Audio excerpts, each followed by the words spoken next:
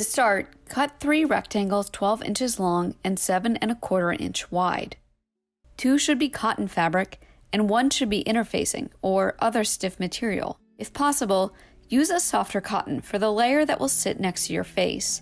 In our demonstration, the white cotton.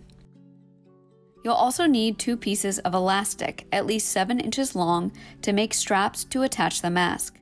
Step 1. Cut and mark your fabric. Using clips or pins to keep everything in place, trace all pattern lines on the top layer of fabric.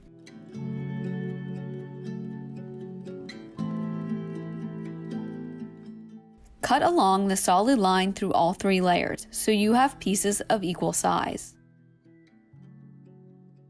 Step 2. Stitch the darts.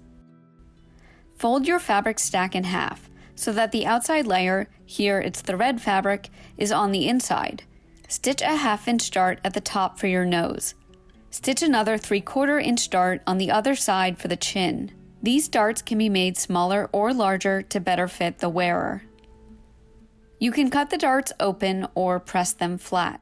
Step 3. Sew along the curved dotted stitch lines with a zigzag stitch. Step 4. Stitch the top and bottom outside edges of the mask. Fold the top and bottom edges of the mask toward the inside, along the marked seam allowance, and press and pin or clip.